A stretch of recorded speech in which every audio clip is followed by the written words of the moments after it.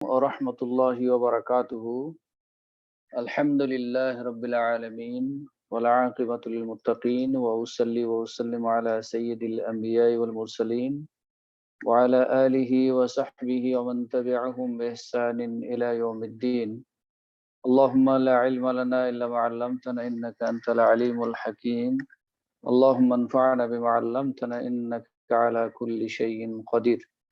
أما بعد، أعوذ بالله من الشيطان الرجيم. لقد كان لكم في رسول الله أسوة حسنة. وقال تعالى: أعوذ بالله من الشيطان الرجيم.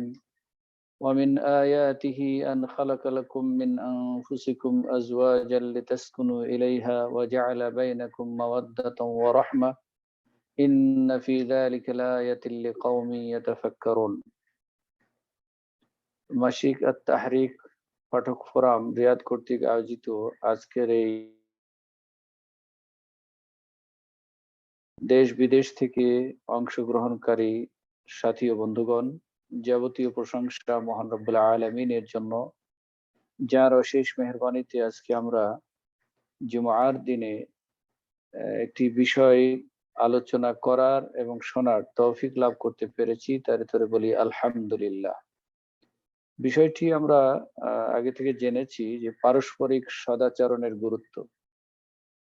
আমরা এর পূর্বে সম্ভবত দুটি ক্লাস এই বিষয়ে আলোচনা করেছি, দুটি সপ্তাহ। আজকে সদাচরণ পাওয়ার মধ্যে স্তর ভিত্তিক আমরা আলোচনা দেওয়ার চেষ্টা করছি ইনশাআল্লাহ। প্রথম দিকে বলেছি পিতামাতা।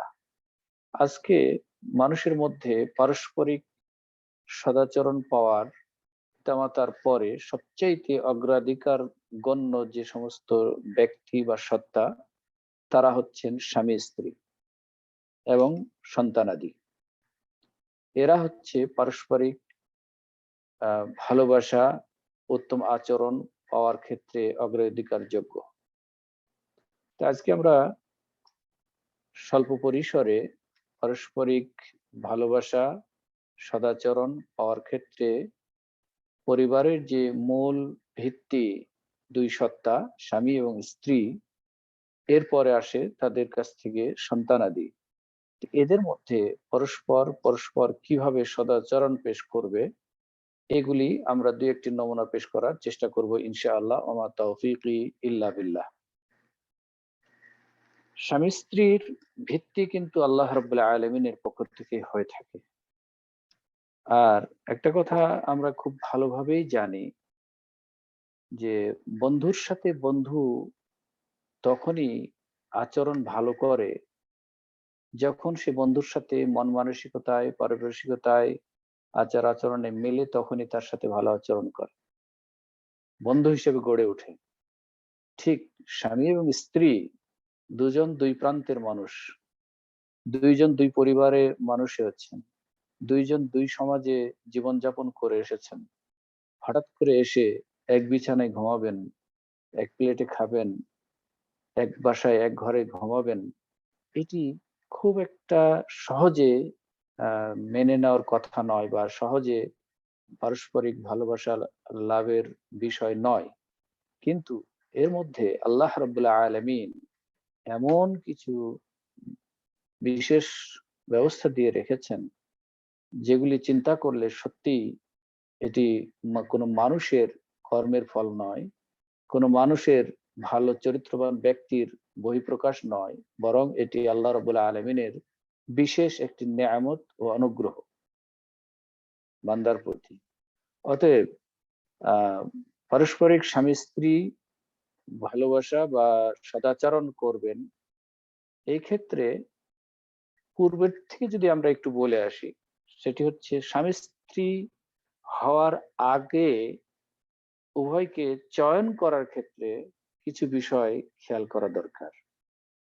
এ বিষয়ে আমরা শুধু নারী চয়নের ক্ষেত্রে অনেক অনেক ওয়াজ শুনে থাকি, বলে থাকি, কিন্তু পুরুষ চয়নের ক্ষেত্রে, স্বামী চয়নের ক্ষেত্রে অতটা গুরুত্ব দেয় না।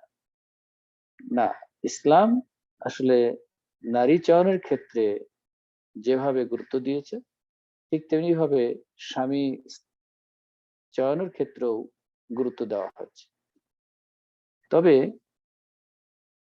স্ত্রী যেহেতু পরিবারের মূল ভিত, সেহেতু তার গুণাবলী একটু ভালো বেশি হওয়া দরকার। তার প্রভাব পরিবারে অনেক বেশি, সেজন্যই তার কথাগুলি বেশি আলোচনা হয়ে থাকে। তো আমরা বিবাহর মাধ্যমে যে পারস্পরিক সম্পর্ক গড়ে উঠবে, এর প্রতি আল্লাহ রাব্বুল আলামিন এবং নবী মুহাম্মদ সাল্লাল্লাহু আলাইহি ওয়াসাল্লাম বহু নির্দেশনা দিয়েছেন। সেই ক্ষেত্রে রাসূল সাল্লাল্লাহু আলাইহি ওয়াসাল্লাম একজন মুসলিম পুরুষকে তার জীবন সঙ্গিনী গ্রহণ করার জন্য মৌলিক একটা দিক নির্দেশনা দিয়েছেন। তিনি বলেছেন, তুনকাহুল মারআতু লিআরবাইন, লিহুসনিহা ওয়া জামালিহা ওয়া মালিহা ওয়া দীনিহা ফাজফার বিযাতিদ দ্বীন। সাধারণত মানুষ চারটি বৈশিষ্ট্য দেখে নারীদেরকে বিবাহ করে থাকে। একটি হচ্ছে তার সৌন্দর্য, তার বংশমর্যাদা, তার ধন সম্পদ এবং দিন। এই চারটি বৈশিষ্ট্য দেখে সাধারণত মানুষ একজন মেয়েকে জীবনসঙ্গী হিসেবে গ্রহণ করে থাকে। তবে ইসলাম এই সাথে চারটির মধ্যে শীর্ষে রাখতে বলেছে দিনকে। ফাজফার বিযাতি দ্বীন তারবাতি ইয়াদাক। যদি চারটি বৈশিষ্ট্য একসাথে পাওয়া যায় আলহামদুলিল্লাহ, কিন্তু দেখা গেল দিন পরিপূর্ণ আছে, সৌন্দর্য একটু কম, সৌন্দর্য একটু আছে কিন্তু বংশমর্যাদা একটু কম, বংশমর্যাদা একটু আছে কিন্তু ধন সম্পদ একটু কম, তাহলে কি করব? সেই ক্ষেত্রে আর ছেড়ে দেওয়া যাবে না, কেন তার দিন পরিপূর্ণ আছে। এজন্য কোন নারীকে বিবাহ করার আগে যখন সংবাদ নেবেন, খোঁজ খবর নেবেন, তখন এই হাদিস থেকে যেটি বোঝা যায়, অনুধাবন করা যায়, সেটি হচ্ছে আগেই দিনের কথা নয়, জিজ্ঞেস করবেন না। আগে আগে জিজ্ঞেস করবেন তার রূপ সৌন্দর্যের কথা, তারপরে বংশমর্যাদার কথা, তারপরে ধন সম্পদের কথা, তারপরে দিনের কথা। যদি প্রথমে সৌন্দর্যের বিষয়টি আপনার সাথে একমত হয়, তাহলে বংশমর্যাদার কথা জিজ্ঞেস করবেন। বংশমর্যাদাও একমত হয়ে গেলে তখন ধন সম্পদের কথা জিজ্ঞেস করবেন। এটাও যখন একমত হয়ে যাবে, তখন আপনি দিনের কথা জিজ্ঞেস করবেন। দিন, দেখা গেল যে আগের তিনটি আপনার কাছাকাছি মত পৌঁছে গেছেন, কিন্তু দিনের ব্যাপারে এসে দেখলেন যে খুবই জিরো, নরমাল, তখন আর ওইগুলিকে প্রাধান্য দেওয়া যাবে না। আর যদি দেখেন যে না, দিন এখানে আছে কিন্তু ওগুলি খুবই কম আছে, তাহলে দিনটাকে প্রাধান্য দিতে হবে।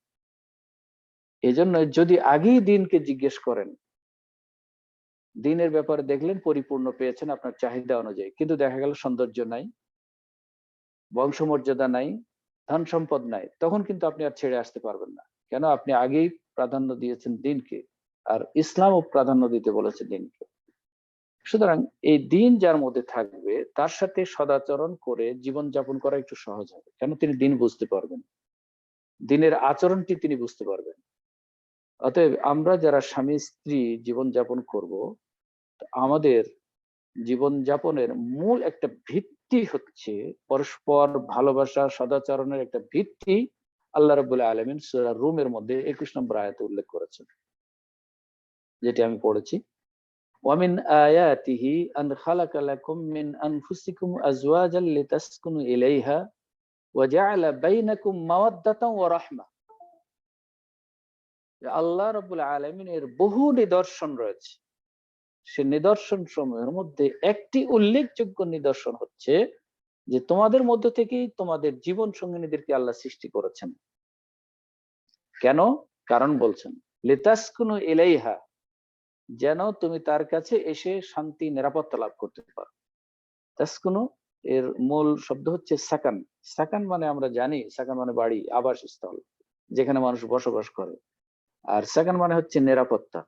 তো বাড়িতে না, মানুষ সাধারণত বাইরের থেকে বাড়িতে একটু নিরাপত্তা লাভ করে।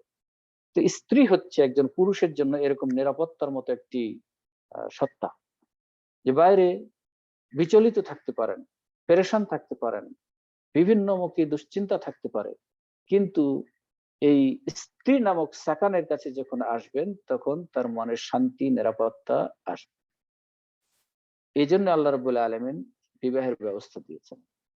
এরপরে কি বলছেন? ওয়াজাআলা বাইনাকুম মাওয়াদ্দাতাও ওয়া রাহমা, এবং এই দুইজনের মাঝখানে আল্লাহ রাব্বুল আলামিন পারস্পরিক গভীর ভালোবাসার সৃষ্টি করে দিয়েছেন এবং করুণার সৃষ্টি করেছেন। একে অপরকে যেমন ভালোবাসে, এই ভালোবাসাটি শুধু বাহ্যিক ভালোবাসা নয়, বরং আত্মিকভাবে দিল থেকে, হৃদয়ের গভীর অনুভূতি থেকে ভালোবাসাটা রহমত আসবে।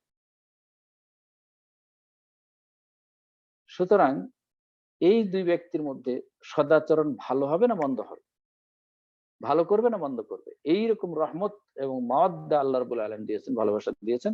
সুতরাং এই দুইজনের মধ্যে ভালোবাসার বহিঃপ্রকাশ ঘটবে আচরণের মাধ্যমে। আর এই দুইজনের আচরণের বহিঃপ্রকাশ প্রতিফলিত হবে আগত নাগরিকদের মধ্যে, অর্থাৎ আমার পরিবারের সন্তানাদির মধ্যে। সুতরাং এই দুইজনের মাঝে ভালোবাসা এবং সৌহার্দ্যপূর্ণ আচরণ হওয়া খুবই জরুরি, খুবই জরুরি। আমরা অনেকেই মনে করে থাকি তিনি তো আমার স্ত্রী, উনি তো আমার খাদেমা, উনি আমার হুকুম শুধু মেনে চলবেন, ওনার সাথে আবার কি আচরণ করব? উনি শুধু আমার ঘরে কাজের মেয়ের মতো শুধু কাজই করে যাবে, আমার সংসার শুধু দেখেই যাবে, তার সাথে আর ভালো আচরণ কি করব? না, এইরকম ধারণা খুবই ভুল। এরকম ধারণা খুবই ভুল, এটা করতে হবে। এখন আসুন, এই দুজনের মধ্যে সদাচরণ যে ঘটবে তার মধ্যে প্রথম একটা ভিত্তি দেখতে হবে। কি ভিত্তিতে তাদের মধ্যে পারস্পরিক সদাচরণ ফুটে উঠবে? রাসূল সাল্লাল্লাহু আলাইহি ওয়াসাল্লাম বলেছেন, আকমালুল মুমিনিনা ঈমানান আহসানুহুম খুলুকান ওয়া খায়রুকুম লিনিসাইহিম। যে ইমানের পরিপূর্ণতা আসে, মুমিনের ইমানের পরিপূর্ণতার সেই ব্যক্তির রয়েছে যার চরিত্র উত্তম, যার আচরণ উত্তম, সেই হচ্ছে ইমানের দিক থেকে পরিপূর্ণ। সুতরাং আমি যখন ইমানের কথা চিন্তা করব, তখন অবশ্যই আমার আচরণ ভালো হওয়ার কথা চিন্তা করব, করার কথা চিন্তা করব। আর ওয়া খায়রুকুম লিনিসাইহি, আর তোমাদের মধ্যে চরিত্রের দিক থেকে উত্তম তিনি, যিনি তার স্ত্রীর কাছে চরিত্র দিক থেকে উত্তম। কেননা স্ত্রী জীবনের অনেক বেশি সময় কাছে থাকেন, পাশে থাকেন, আমার টপ টু বটম, ভিতর বাইর সবকিছু তিনি বেশি জানেন।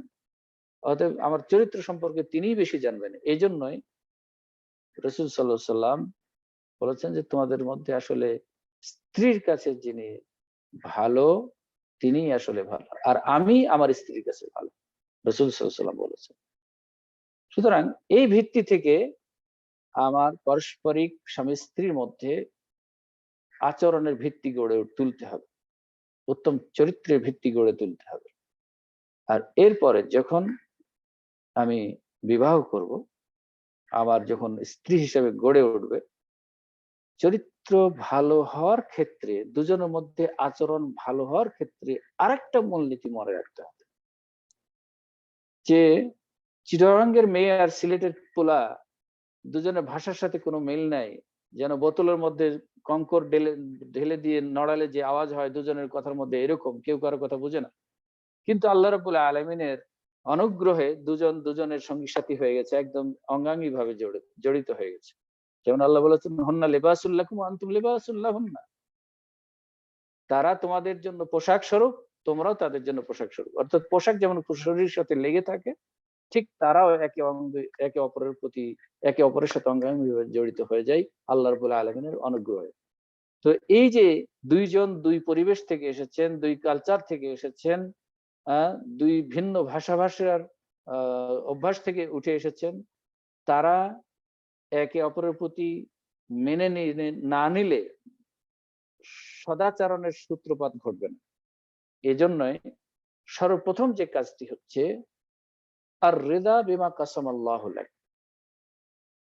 আপনি যাকে স্ত্রী হিসেবে পেয়েছেন, আপনি যাকে স্বামী হিসাবে পেয়েছেন, এটা আল্লাহ রাব্বুল আলামিনের ফয়সালা হিসাবে সন্তুষ্ট চিত্তে মেনে নিতে হবে, তাহলে তার প্রতি সদাচরণ করা সহজ হবে। প্রথমে যদি মেনে নেওয়ার মতো মানসিকতা না থাকে, তাহলে ওই ওই যে সূক্ষ্ম বীজ, মনের মধ্যে যে একটা অসন্তুষ্টি, এখান থেকেই তার প্রতি অসদাচরণ বেড়ে যাবে। এজন্য তার সাথে স্বামী স্ত্রী একে অপরের সাথে সদাচরণ করতে হলে একে অপরকে সন্তুষ্ট চিত্তে আল্লাহর ফয়সালা হিসাবে আমরা দুজন দুজনকে পেয়েছি এই হিসাবে মেনে নিতে হবে। এটা যিনি করতে পারবেন, তিনি পরস্পরের মধ্যে সহযোগিতা এবং সুন্দর আচরণ বিস্তার ঘটাতে পারবেন। এটা যদি না করতে পারেন, তাহলে তাদের মধ্যে সদাচরণ পাওয়া খুবই কঠিন হবে। রাসূল সাল্লাল্লাহু আলাইহি ওয়াসাল্লাম বলেছেন, অনেক লম্বা হাদিস, তার মধ্যে মূল কথা হচ্ছে ইত্তাকিল মাহারিমা তাকুন আ'বাদান নাসি। যেগুলি হারাম জিনিস আছে, আল্লাহর নিষিদ্ধ বিষয় আছে, এগুলি থেকে তুমি বেঁচে থাকো, তাহলে তুমি সর্বাধিক ইবাদতকারী বান্দা হিসেবে গণ্য হতে পারো। ওয়ারদা বিমা কাসামাল্লাহু লাকা তাকুন আগনান নাসি। আল্লাহ তোমার জন্য যেটাকে নির্ধারণ করে দিয়েছেন, তোমার জন্য যেটাকে আল্লাহ রাব্বুল আলামিন ফয়সালা করে দিয়েছেন, এটা তুমি পেয়ে তুমি খুশি থাকো, সন্তুষ্ট থাকো, তাহলেই তুমি মানুষের মধ্যে ধনী ব্যক্তি হবে, পরিতৃপ্ত ব্যক্তি হবে, তুষ্ট ব্যক্তিদের মধ্যে অন্তর্ভুক্ত হতে পারবে। ধনী মানে আসলে শুধু ধন সম্পদের ধনী নয়, মানসিক ধনী, মনের প্রশান্তির ধনী। তুমি যদি তোমার স্ত্রীকে সন্তুষ্ট চিত্তে আল্লাহর ফয়সালা হিসেবে মেনে নিতে পারো, তুমি যদি তোমার স্বামীকে আল্লাহর ফয়সালা হিসেবে সন্তুষ্ট চিত্তে মেনে নিতে পারো, তাহলেই তুমি আসলে প্রশান্তির দিক থেকে ধনী ব্যক্তি হবে। আর এই মানাটা যখন মেনে নিবে, তখনই তার মধ্যে কি হবে, সদাচরণের মানসিকতাটা বাড়তে থাকবে, বিস্তার ঘটবে। এরপরে কি করতে হবে? আমি মেনে নিয়েছি, এখন সদাচরণ বিস্তার ঘটাতে হলে কি করতে হবে? আরেকটি কাজ করতে হবে, তাজদীদুল হুব্ব বাইনাহুমা।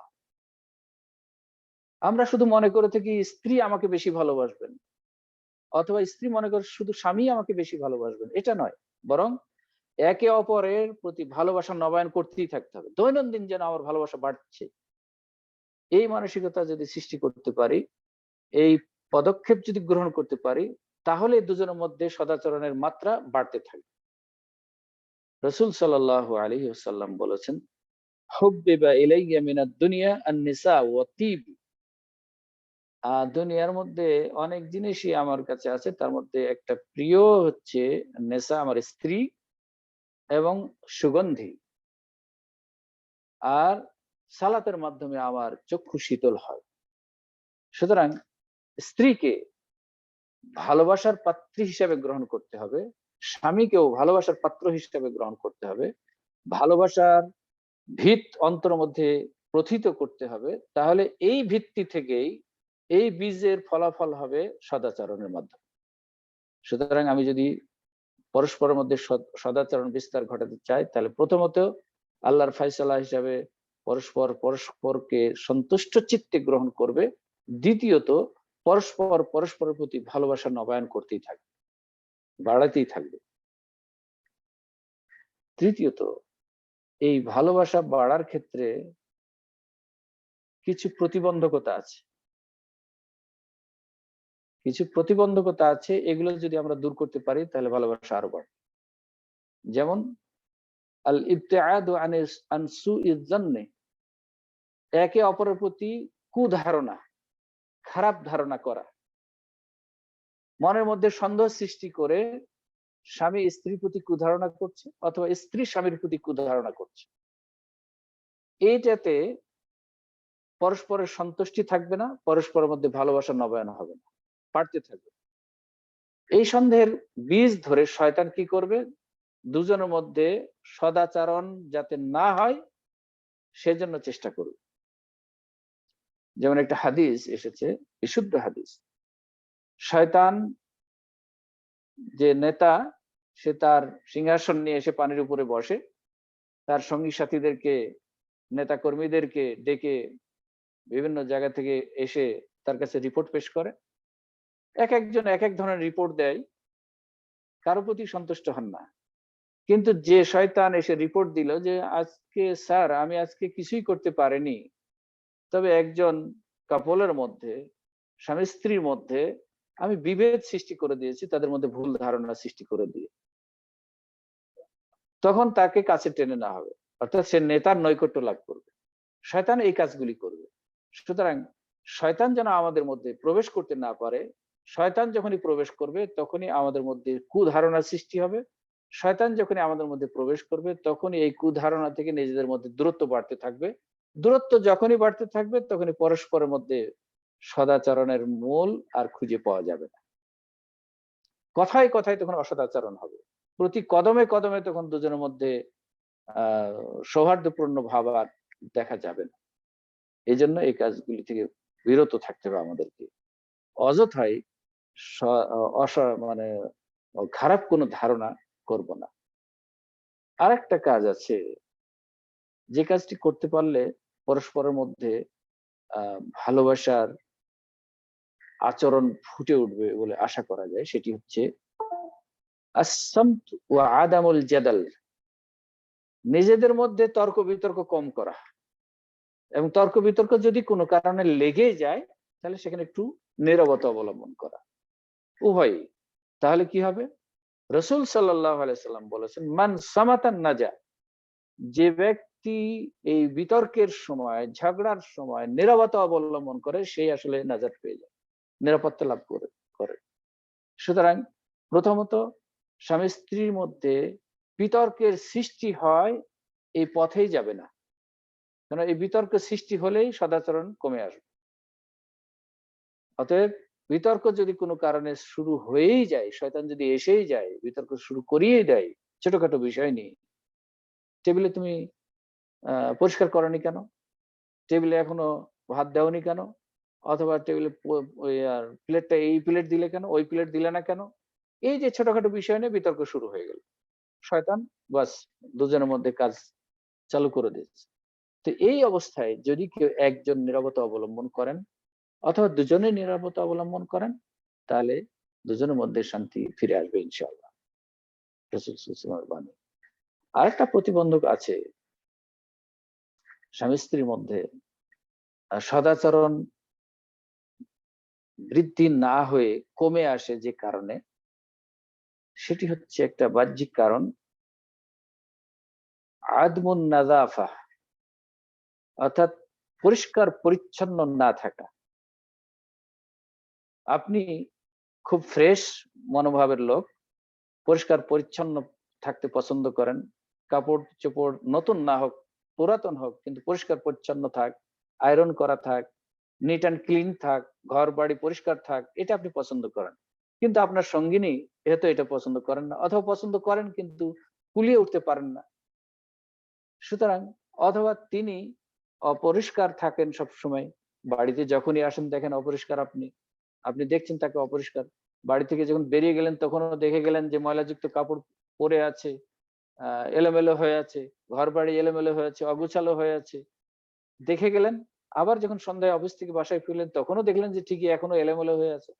এই কারণে সদাচরণ বাড়বে না, সদাচরণ কমতে থাকবে, মনের মধ্যে বিরক্তির সৃষ্টি হবে। আমি পছন্দ করি একটু পরিষ্কার থাকতে, আর সে পছন্দের গুরুত্বই দেয় না। আপনি সকালবেলায় উঠে দেখলেন যে বিছানা এখনো এলোমেলো হয়েছে, দুপুর বেলায় এসে দেখেন এখনো বিছানা এলোমেলো হয়েছে, বিছানা এখনো টাইট হয়নি, ঝাড়া হয় নাই। সুতরাং পরস্পরের মধ্যে পরিষ্কার পরিচ্ছন্নতার চর্চা করতে হবে, তাহলে পরস্পরের মধ্যে সদাচরণ বাড়বে। রাসূল সাল্লাল্লাহু আলাইহি ওয়াসাল্লাম বলেছেন এই পরিষ্কার পরিচ্ছন্নতার ক্ষেত্রে অনেক কিছু বলেছেন। আন-নাযাফাতু মিনাদ-দীন, আন-নাযাফাতু মিনাল ঈমান, আত-তাহুরু মিনাল ঈমান, আত-তাহুরু মিন শাতরিল ঈমান, বিভিন্নভাবে বলেছেন। আরেকটা কিছু বলেছেন যে পরিষ্কার পরিচ্ছন্ন আপনি অনেক দিক থেকে থাকেন, কিন্তু দেখা যায় যে ঠিক মতো ব্রাশ করি না। ব্রাশ না করার ফলে মুখ থেকে যে দুর্গন্ধ সৃষ্টি হয়, এই দুর্গন্ধের সবচাইতে বহন করে যিনি বেশি, তিনি হচ্ছেন স্বামী স্ত্রী একে অপরের। আমার মুখে যদি দুর্গন্ধ থাকে, অপরিষ্কার থাকে, তাহলে এটার প্রভাব যার উপরে বেশি পড়বে তিনি হচ্ছেন আমার স্ত্রী। স্ত্রীর মুখে যদি এরকম দুর্গন্ধ থাকে, তাহলে সবচাইতে বেশি প্রভাব পড়বে যার উপর, তিনি হচ্ছেন স্বামী। সুতরাং এই পরিষ্কার পরিচ্ছন্নতাকে আমরা খুব ছোট মনে করে না দেব। এটার কারণে কি হবে, দুজনের মধ্যে ভালোবাসা আর থাকবে না, সদাচরণ বাড়বে না, ঘৃণার সূত্রপাত হবে। ঠিক তেমনি ভাবে আমরা বগল পরিষ্কার করি না, বগল থেকে যে দুর্গন্ধ আসে ঘেমে গিয়ে, সেটা তো একে অপরের কষ্ট পেতে পারে। এই জন্য রসুল সাল্লাল্লাহু আলাইহি সাল্লাম ফিতরতি স্বভাব হিসাবে উল্লেখ করেছেন যে কয়টি বিষয়, তার মধ্যে একটি হচ্ছে আল ফিতরাতু খামসুন, পাঁচটি স্বভাবজাত অভ্যাস যেগুলি মানুষ করে থাকে। একটা হচ্ছে আল খিতান, খাতনা করা। আরেকটা হচ্ছে যৌনাঙ্গের লোম পরিষ্কার করা, ইস্তেহদাদ।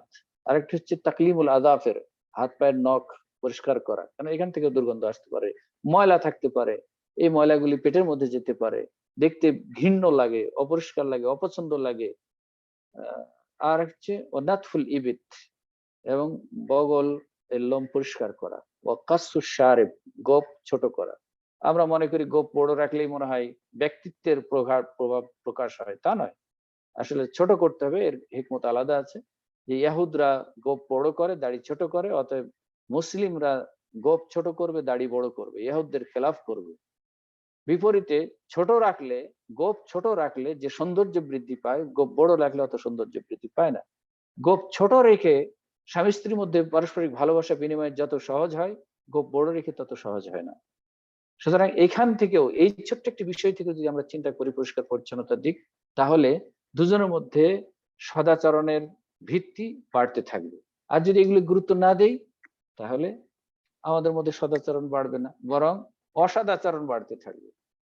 একে অপরের প্রতি হিংসা বিদ্বেষ, কলহ, বকাবকি, ঝগড়া ইত্যাদি বাড়তে থাকবে। সুতরাং আমরা এই বিষয়গুলিকে খেয়াল করার চেষ্টা করব ইনশাআল্লাহ। আমি কয়েকটি পয়েন্ট বললাম, পরস্পরের মধ্যে ভালোবাসা, সৌহার্দ্যপূর্ণ আচরণ বৃদ্ধি হওয়ার জন্য কিছু উপায় এবং কিছু ত্যাগ এবং বর্জন করার ক্ষেত্রে। এখন আসেন আমরা দেখি আমাদের মডেল হিসাবে স্বামী স্ত্রীর মধ্যে আমরা ভালোবাসার সূচনা যে করব, পরস্পর সদাচরণ যে করব, এর মডেল হিসেবে কাকে আমরা গ্রহণ করব? মডেল হিসেবে গ্রহণ করার ক্ষেত্রে জীবনের প্রতিটি ক্ষেত্রে মুসলিমের জন্য একজন ব্যক্তি, তিনি হচ্ছেন নবী মুহাম্মদ সাল্লাল্লাহু আলাইহি ওয়াসাল্লাম। আল্লাহ বলেছেন, লাকাদ কানা লাকুম ফি রাসূলিল্লাহি উসওয়াতুন হাসানাহ। আল্লাহর রাসূলের মধ্যেই তোমাদের জন্য উত্তম নমুনা রয়েছে। আইডল মডেল হচ্ছেন মুহাম্মদ সাল্লাল্লাহু আলাইহি ওয়াসাল্লাম। এটা তাকে আমরা যদি মডেল হিসেবে গ্রহণ করি, তাহলে পারিবারিক জীবনে স্বামী স্ত্রী একে অপরের মধ্যে যে সদাচরণ বাড়বে, এতে কোনো সন্দেহ নেই।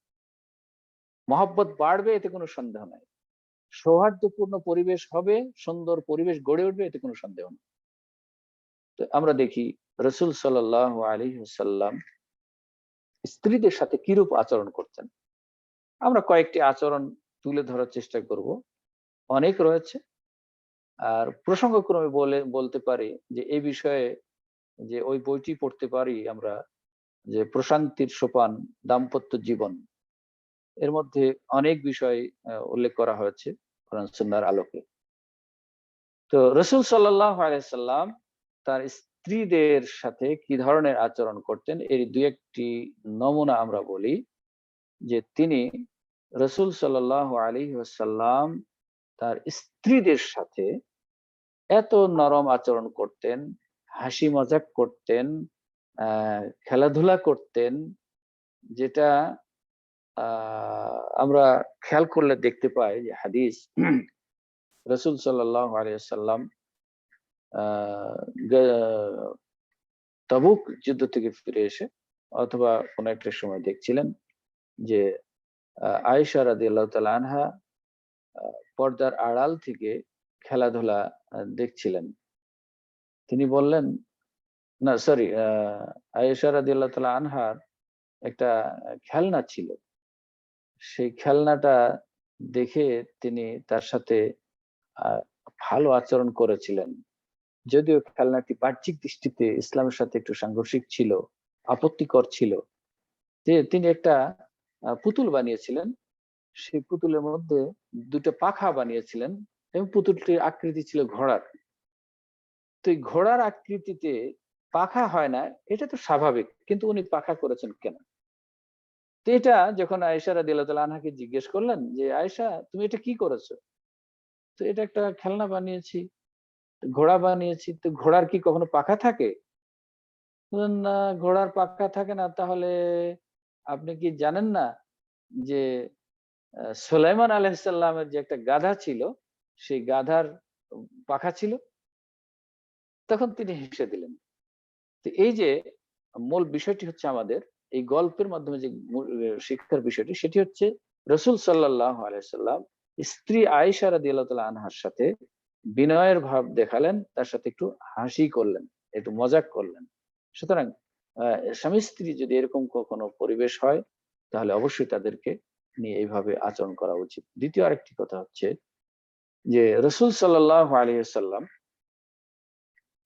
শুধু স্ত্রীদেরকে ভয় দেখিয়ে রাখতেন না, বরং তাদের সাথে অনেক সময় প্রতিযোগিতায় লিপ্ত হতেন। যেমন আয়েশা রাদিয়াল্লাহু তাআলা আনহা একটি হাদিস এসেছে যে তিনি বলেন যে আমি কোন এক সফরে রাসূল সাল্লাল্লাহু আলাইহি ওয়াসাল্লামের সাথে ছিলাম। তো পথিমধ্যে সঙ্গী সাথীদেরকে নবী করিম সাল্লাল্লাহু আলাইহি ওয়াসাল্লাম বললেন, তোমরা একটু সামনে যাও, এগিয়ে যাও, তোমরা আগাতে থাকো, আমি পিছনে আসছি। এই সময় আমাকে নিয়ে উনি বললেন যে, আসো আয়েশা, আমরা দুজন একটু দৌড়াদৌড়ি করি, দেখি কে ফার্স্ট হতে পারে। আয়েশা রাদিয়াল্লাহু তাআলা আনহা বলছেন যে আমি তখন কিশোরী, আমার বয়স ওরকম হয়নি, শরীর ভারী হয়নি, মোটা তাজা নয়। সুতরাং আমি দৌড় দিয়ে রাসূল সাল্লাল্লাহু আলাইহি ওয়াসাল্লামকে ফার্স্ট করতে, আমি ফার্স্ট হয়ে গেলাম, উনি পিছনে পড়ে গেলেন। যদিও রাসূল সাল্লাল্লাহু আলাইহি ওয়াসাল্লাম ইচ্ছা করেই তাকে আগে দিয়েছিলেন। কেন? সে প্রিয়, সে যদি ফার্স্ট হয় এবং সে স্বল্প বয়সী, অল্প বয়সী মহিলা, তিনি যদি হেরে যান তাহলে হয়তো মনে কষ্ট পেতে পারেন। এজন্য ইচ্ছা করেই রাসূল সাল্লাল্লাহু আলাইহি ওয়াসাল্লাম তাকে আগে দিয়েছিলেন। তিনি বলছেন যে অতঃপর পরবর্তীতে আবার যখন আরেক কোন একটা সফরে ঠিক একই ধরনের ঘটনা, তখন আমি একটু স্বাস্থ্য ভালো হয়েছিল। তখন রাসূল সাল্লাল্লাহু আলাইহি ওয়াসাল্লাম আবার জনগণকে বললেন, তোমরা একটু এগিয়ে যাও, আমি আসছি।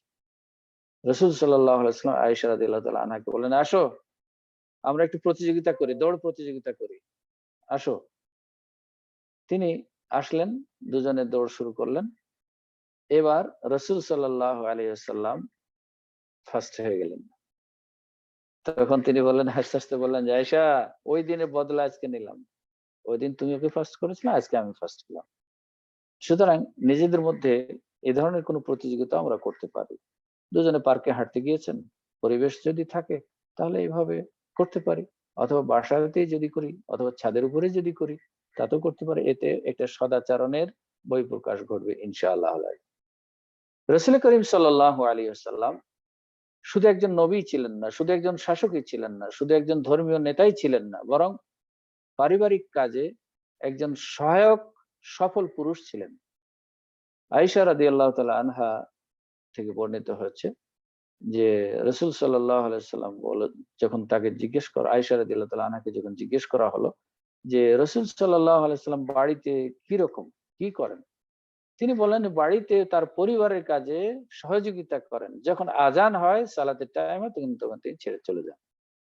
সুতরাং রাসূল সাল্লাল্লাহু আলাইহি সাল্লামের এই আদর্শকে যদি আমরা নিজের জীবনে প্রয়োগ করি, এটা একটা সদাচরণ। আর এই আচরণ যখন আমি করতে পারবো তখন নিজেদের মধ্যে পারস্পরিক ভালোবাসা এবং মহব্বত বাড়তে থাকবে ইনশাআল্লাহ। যদিও দুঃখের বিষয় হলো সত্য যে আমরা এ ধরনের কাজ করলে মানুষকে একটু তিরস্কার করি যে, "আরে উনি তো বউয়ের ভাড়ুয়া, বউয়ের পাগল। আ ঘরের সব কাজ করে দেন।" আসলে সব কাজ করে দেওয়া বা সহযোগিতা করা এটি দোষের কিছু নয়। যেটিকে আজকে আমরা পর মেয়ে দিয়ে করিয়ে নিচ্ছি, অপরিষ্কার অপরিচ্ছন্ন কোনো মেয়েদের কাছ থেকে বা খাদেমের কাছ থেকে করিয়ে নিচ্ছি, সেটা যদি পরস্পর নিজেরা করে করি তাহলে সেটা কি বেশি ভালো নয়? অবশ্যই ভালো। সুতরাং এটি দোষের কিছু নয়।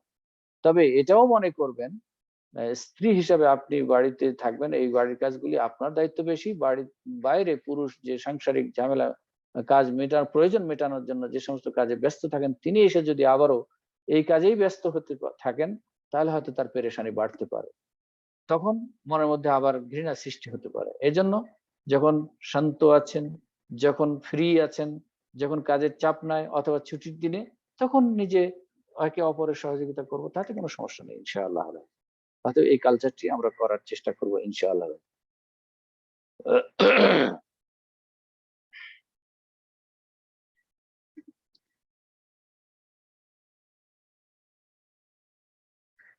যখন সদাচরণের পরস্পরের মধ্যে সদাচরণের মধ্যে আরেকটি উল্লেখযোগ্য বিষয় হচ্ছে, যখন কোনো বিষয় নিয়ে আলোচনা করব, তখন একে অপরের প্রতি দৃষ্টি রেখে মনোনিবেশের সাথে কথা শুনবো। স্বামী কোনো কথা বলছেন, কোনো পরামর্শ দিচ্ছেন, স্ত্রী অন্যমনস্ক হয়ে শুনছেন অথবা কথার প্রতি কোনো গুরুত্ব দিচ্ছেন না, অথবা স্ত্রী সংসারের প্রয়োজনীয় কোনো কথা বলছেন, স্বামী এটাকে গুরুত্ব দিচ্ছেন না, এটা নয়। এতে সদাচরণ বাড়বে না। এটাও একটা সদাচরণ। এই কাজটি করলে অন্যান্য সদাচরণ আরো বাড়বে ইনশাআল্লাহ ভাই।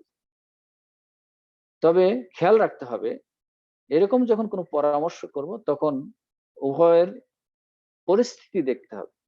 স্বামী বাইরে থেকে কষ্ট করে এসেছেন, ওই সময় আপনি আপনার সংসারে এ নাই সে নাই, এই ঝামেলা সেই ঝামেলা আপনি তুলে ধরতে শুরু করলেন, তাহলে উনি হয়তো অতিষ্ঠ হতেই পারেন। এজন্য অন্তত পক্ষে তিনি বাসায় ফিরেছেন, একটু ফ্রেশ হতে দেন, একটু চা পানি খাওয়ান, শরবত পান করান, পাশে বসে সোফায় বসে চা পান করতে করতে তখন গল্পটা তুলেন। তাহলে দেখা যাবে যে তিনি আর রাগ হবেন না। সুতরাং যখন কেউ একে অপরের স্বামী স্ত্রীর মধ্যে কোনো মত বিনিময় হবে, তখন মনোযোগ সহকারে একে অপরের মতামত শুনবো এবং পরামর্শ গ্রহণ করব। এই মর্মে একটা লম্বা হাদিস এসেছে সহিহ বুখারীতে। সেই হাদিসটি নিয়ে যদি একদিন শুধু আলোচনা হয়, যে 11 জন স্ত্রী একত্রিত হয়েছিলেন, 11 জন মহিলা একত্রিত হয়ে নিজ নিজ স্বামীর গুণাগুণ বর্ণনা করতে শুরু করেছিলেন। একটা লম্বা হাদিস। যাই হোক, তো এখানে এই কথাটা যখন রাসূল সাল্লাল্লাহু আলাইহি ওয়াসাল্লাম শুনলেন, তিনি মনোযোগ দিয়ে শুনছিলেন। অর্থাৎ কথা হচ্ছে যে যখনই কোনো এরকম কথা হবে স্বামী স্ত্রীর মধ্যে, তখন গল্পটি যদি মনোযোগ দিয়ে শোনা হয়, তাহলে দেখা যাবে যে আহ ভালোবাসা বাড়বে, তখন সদাচরণ বাড়বে। ঠিক তেমনি ভাবে স্বামী স্ত্রীর সাথে যখন কথা বলবো, তখনও বিনয়ের সাথে কথা বলবো, তখনও ঝগড়া করব না। যেমন আয়েশা রাদিয়াল্লাহু তাআলা আনহা থেকে একটি হাদিস বর্ণিত হচ্ছে, তিনি বলেন, কানা ইদা আন্না নবী সাল্লাল্লাহু আলাইহি ওয়াসাল্লাম কানা ইদা সাল্লা ফাইন কুনতু মুস্তাইকিযাতান হাদ্দাসানি। রাসূল সাল্লাল্লাহু আলাইহি ওয়াসাল্লাম ঘরে বসে সালাত আদায় করতেন রাতে, অনেক অনেক সময় সালাত আদায় করতেন। তো যদি আমি ঘুমিয়ে যেতাম, তাহলে আর আমাকে বিরক্ত করতেন না, চুপ করে আমার পাশে শুয়ে যেতেন। কিন্তু আমি যদি জেগে থাকতাম, তাহলে তিনি আমার সাথে অনেক ধরনের গল্প করতেন। সুতরাং গল্পের সময়ও একটু নীরব হয়ে গল্প করা ভালো। সদাচরণের আরেকটি বহিঃপ্রকাশ হচ্ছে একে অপরের প্রতি ভালোবাসার বহিঃপ্রকাশ করতে গিয়ে নাম ধরে ডাকা। যদিও আমাদের সমাজে স্বামীর নাম ধরে ডাকাটাকে একদম মহা অপরাধ মনে করা হয়। মহা অপরাধ মনে করা হয়। স্বামীর নাম নেওয়া যাবে না, শ্বশুরের নাম নেওয়া যাবে না, ভাসুরের নাম নেওয়া যাবে না। এটি মহা অপরাধ। তবে এটিও বলে রাখি, যদি কোনো সমাজে কোনো পরিবারে এরকম থাকে যে স্বামীর নাম ধরে যদি ডাকেন, আর এটা যদি পরিবারের অন্য লোকরা অপছন্দ মনে করে, তাহলে সেখানে এটা করবেন না। বরং একান্তই যখন একাকী থাকবেন, একে অপরের নাম ধরে ডাকবেন। অথবা ছেলের নাম ধরে কুনিয়াত করবেন। ইয়া আবু অমুক, ইয়া আবু আব্দুল্লাহ, উম্মু আব্দুল্লাহ, উম্মু সাফিয়া, এইভাবে নাম ধরে এই কুনিয়াত ধরে ডাকবেন, সেটাও ভালো। তাতে পরস্পরের মধ্যে মহব্বত বাড়ে। আয়েশা রাদিয়াল্লাহু তাআলা আনহাকে রাসূল সাল্লাল্লাহু আলাইহি ওয়াসাল্লাম ইয়া আয়েশা বলতেন, ইয়া সাফিয়া বলতেন, ইয়া হাফসা বলতেন। সুতরাং এইভাবে আহ হাদিস এসেছে যে নাম ধরে ডেকে পরস্পরের মধ্যে সদাচরণের বহিঃপ্রকাশ ঘটাবে। স্বামীর নাম ধরে ডাকবেন অথবা স্ত্রীর নাম ধরে স্বামী ডাকবেন, এতে কোনো সমস্যা নেই। তবে বললাম শরীয়তে কোনো সমস্যা নেই। তবে যদি সামাজিক ভাবে কোনো এটাকে ঘৃণার বিষয় মনে করা হয়ে থাকে, তাহলে আপনি বাইরে সবার সামনে না ডাকলেন, বরং পরিবারের অন্য সদস্যদের সামনে না ডাকলেন, বরং আপনি নিজে ঘরে যখন থাকবেন তখন ডাকবেন ইনশাআল্লাহ। এতে আমাদের পারস্পরিক ভালোবাসা মহব্বত বাড়বে এবং সদাচরণ পথ উন্মুক্ত হবে ইনশাআল্লাহ। পারস্পরিক সদাচরণের মধ্যে আরেকটি বিষয় উল্লেখযোগ্য, সেটি হচ্ছে যে কোন জটিল বিষয়ে স্ত্রীর সাথে পরামর্শ করা।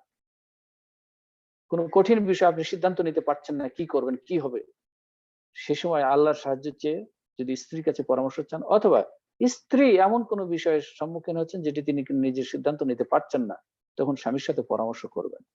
হতে পারে এই স্ত্রীর একটি পরামর্শ আপনার জীবনের মোড় ঘুরিয়ে দিতে পারে, আল্লাহ রাব্বুল আলামিনের রহমত আসতে পারে, অনেক দ্বন্দ্ব থেকে বেঁচে যেতে পারে।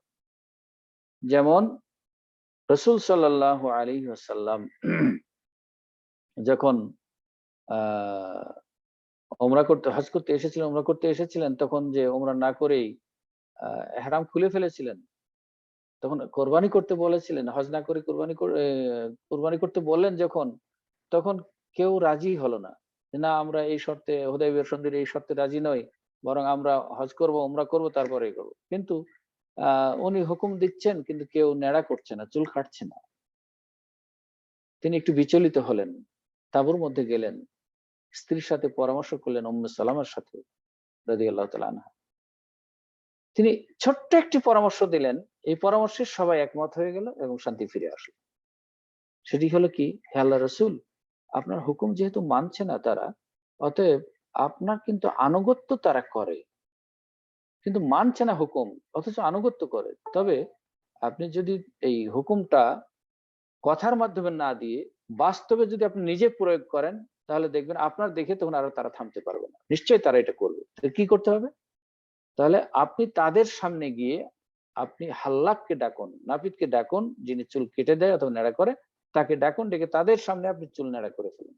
দেখবেন আপনাকে যখন করতে দেখবে, তখন তারা আর ঘরে বসে থাকতে পারবে না, কেন আপনাকে তারা এতই ফলো করে, এতই মহব্বত করে। সুতরাং তিনি গিয়ে সবার সামনে চুল যিনি কেটে দেন তাকে ডেকে তিনি চুল নেড়া করে ফেলেন। দেখা দেখি সবাই নেড়া করে ফেললেন। তাহলে এই যে স্ত্রীর পরামর্শের কারণে জটিল একটা সমস্যা সমাধান হলো। ঠিক আমাদের মধ্যেও যদি এরকম কোনো সমস্যা থাকে, তাহলে সমস্যা হয়, তাহলে আমরাও যেন পরস্পরের মধ্যে কি করি, পরামর্শ করি। স্ত্রীর মধ্যে রাসূল সাল্লাল্লাহু আলাইহি ওয়াসাল্লাম স্ত্রীদের মধ্যে সমতা রক্ষা করতেন না, ইনসাফ প্রতিষ্ঠা করতেন। শারীরিক, মানসিক, অর্থনৈতিক, পোশাক-আশাক, আচরণ সব দিক থেকে তিনি স্ত্রীদের মধ্যে ইনসাফ প্রতিষ্ঠা করতেন। যেমন রাত্রে ঘুমানোর ক্ষেত্রে কার কাছে ঘুমাবেন? একাধিক স্ত্রী ছিল। সেই ক্ষেত্রেও তিনি নিজের স্ত্রীদের মধ্যে পালা বন্টন করে নিতেন। আজকে অমুকের ঘরে থাকবো, আজকে অমুকের ঘরে থাকবো, আজকে অমুকের ঘরে থাকবো। এইভাবে তিনি ইনসাফ প্রতিষ্ঠা করতেন। সুতরাং আমরাও রাসূল সাল্লাল্লাহু আলাইহি ওয়াসাল্লামের এই আদর্শ দেখে তাদের মধ্যে ইনসাফ প্রতিষ্ঠা করার চেষ্টা করব ইনশাআল্লাহ। এমনকি সফর সঙ্গী কাকে নেওয়া হবে, সেক্ষেত্রেও তিনি ইনসাফ প্রতিষ্ঠা করতেন। এক সময় একজনকে সফর সঙ্গী হিসাবে নিতেন। অনুরূপভাবে খাওয়া পরা, পোশাক-আশাক, পানাহার, এক্ষেত্রেও ইনসাফ প্রতিষ্ঠা করতেন। যেমন হাকিম ইবনু মুআবিয়া আল কুশায়রি তিনি বর্ণনা করেছেন যে, আমি রাসূল সাল্লাল্লাহু আলাইহি ওয়াসাল্লামকে জিজ্ঞেস করলাম, ইয়া রাসূলাল্লাহ, মা হাক্কু যাওজাতি আহাদিনা আলাইহি, আমাদের প্রতি স্ত্রীর কি হক? তিনি বললেন, আন তুতি'মাহা ইযা তু'ইমতা ওয়া তাকসুহা ইযা ইকতাসাইতা, তুমি যখন যে মানের খাদ্য খাবে, তখন তাকেও সেই মানের খাদ্য খাওয়াবে। তুমি যখন যে মানের পোশাক পরবে, তখন তোমার স্ত্রীকেও সেই মানের পোশাক পরাবে। অর্থাৎ ঘৃণা করে, আরে ও তো ঘরে থাকে, ওর ভালো দামের কাপড় পরে কি হবে, এরকম না। বরং এরকম নয় যে আরে আমি সবসময় ইনকাম করি, বাইরে থেকে টাকা পয়সা নিয়ে আসি, আমি ভালো খাবারটা খাবো, ওকে কমার খাবারটা দেবো, এটাও নয়। বরং সদাচরণের বহিঃপ্রকাশ হচ্ছে এই ক্ষেত্রে আমি ইনসাফ প্রতিষ্ঠা করব। তাহলে নিজেদের মধ্যে সদাচরণ বাড়তে থাকবে ইনশাআল্লাহ।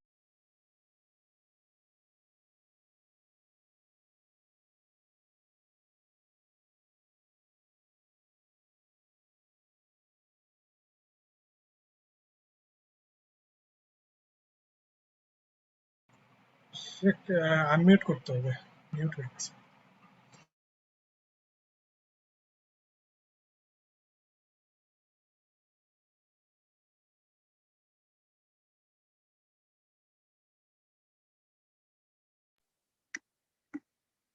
জি ঠিক সালাম আছে। আলাইকুম। জি, রসুল সাল্লাল্লাহু আলাইহি সাল্লাম যে গোশতটা খেতেন, হাড্ডি খেতেন, খেয়ে আংশিক খেয়ে আবার স্ত্রীকে দিতেন। স্ত্রীর যে গ্লাসে পানি পান করতেন, যেখানে মুখ দিয়ে পানি পান করতেন, তিনিও সেখানে মুখ দিয়ে পানি পান করার চেষ্টা করতেন। কেন? এটা হচ্ছে সদাচরণ। আর এতে পারস্পরিক যে আল্লাহ যে বলেছেন ওয়া জাআলা বাইনাকুম মাওয়াদ্দাতাম ওয়া রাহমা, ভালোবাসার সৃষ্টি করে দিয়েছেন। এইসব কারণ যখনই ঘটেছে, এটা হচ্ছে একটা ভালোবাসার, আল্লাহর দেওয়া ভালোবাসার বহিঃপ্রকাশ। আর এই বহিঃপ্রকাশটা যখন আমি নিজেদের মধ্যে ঘটাতে পারবো, তখন আমাদের মধ্যে সদাচরণ বাড়তে থাকবে এবং নিজেদের মধ্যে কি হবে? ভালোবাসা বৃদ্ধি হতে থাকবে ইনশাআল্লাহ। অনুরূপভাবে আহ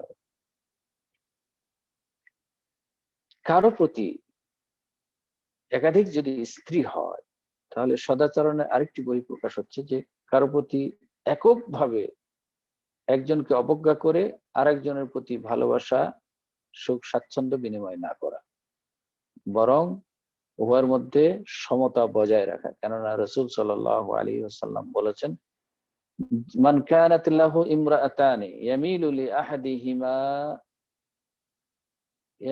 আহাদিহিমা আলাল উখরা জাআ ইয়াউমাল কিয়ামাতি ইয়াজুরু আহাদু শিক্কাইহি।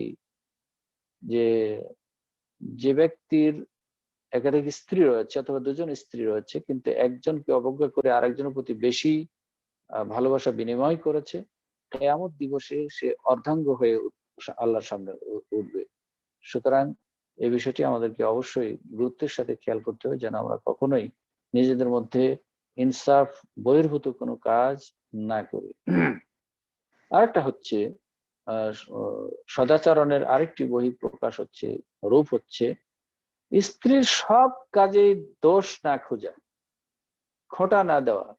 হ্যাঁ, তুমি এটা করলা না, তুমি এটা করলা না, তুমি এটা করলা না, তোমার এটা হলো না, এইভাবে বারবার ত্যক্ত বিরক্ত না করা। কেন?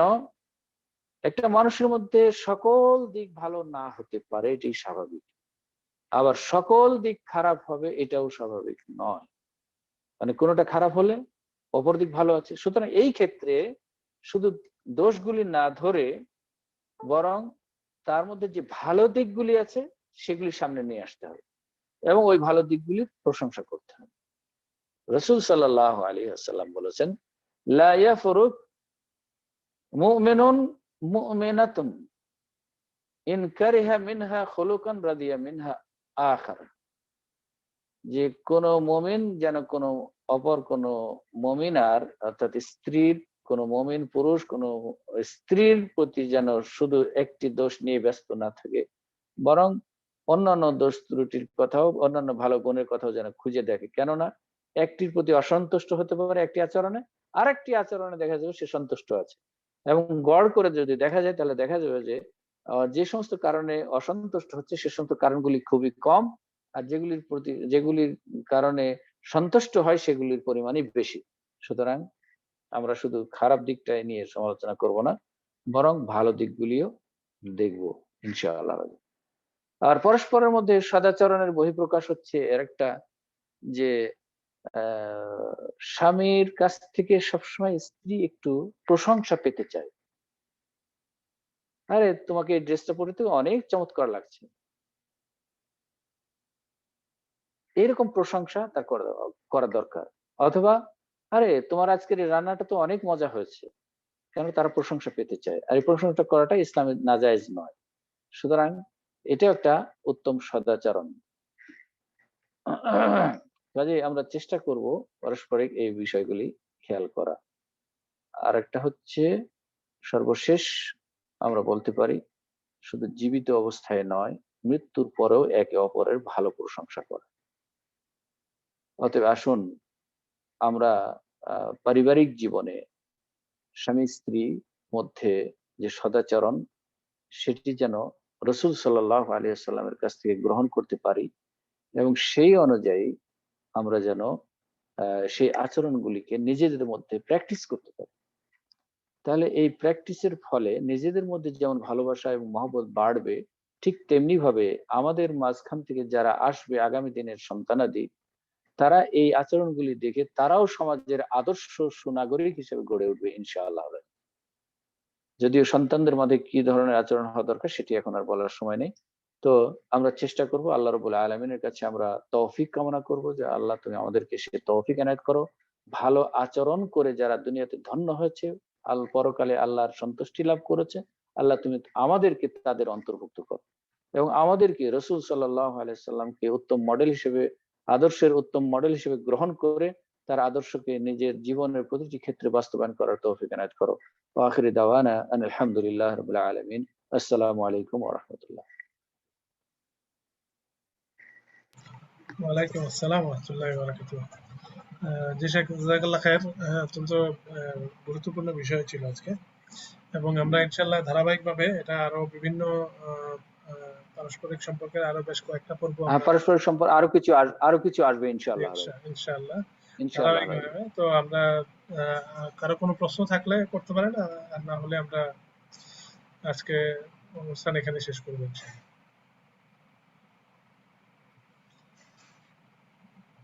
শেখ, আমি কারো কোনো প্রশ্ন দেখতে পাচ্ছি না। আচ্ছা তো তাহলে আমরা সেক্ষেত্রে শেষ করি। জি, আমরা তাহলে শেষ করি। জি, বৈঠকে কাফনের পরে আমরা বিদায় নেবো ইনশাআল্লাহ। আহ আল্লাহ হাফেজ। আহ প্রথমত যে সমস্ত ভাই বন্ধুরা আজকে অংশগ্রহণ করেছেন দূর দূরান্ত থেকে, বিভিন্ন দেশ থেকে, এবং যারা আয়োজন করেছেন সকলকে আমরা আন্তরিক ধন্যবাদ জানাই এবং আল্লাহ রাব্বুল আলামিনের কাছে দোয়া করি আল্লাহ যেন আমাদের এই প্রচেষ্টাকে, আমাদের এই সময়কে নেকিতে রূপান্তরিত করেন এবং এই সময়ে যে আমরা এখানে দর্শে ব্যস্ত থাকার কারণে আহ অনেক ধরনের অপকর্ম থেকে, অনেক ধরনের অন্যায় থেকে হয়তো নিজেদেরকে হেফাজত করতে পেরেছি। এই অন্যায়গুলি থেকে আগামী দিনেও যেন আমরা নিজেদেরকে বেঁচে রাখতে পারি, বাঁচিয়ে রাখতে পারি, সেই চেষ্টা করবো ইনশাআল্লাহ। সকলকে ধন্যবাদ জানিয়ে আল্লাহর প্রশংসা করে আমরা শেষ করি কাফারাতুল মাজলিস। সুবহানাকা আল্লাহুম্মা ওয়া বিহামদিকা আশহাদু আল্লা ইলাহা ইল্লা আনতা আস্তাগফিরুকা ওয়া আতুবু ইলাইক। জাযাকুমুল্লাহু খাইরান। ইলাল লিকা ইনশাআল্লাহ।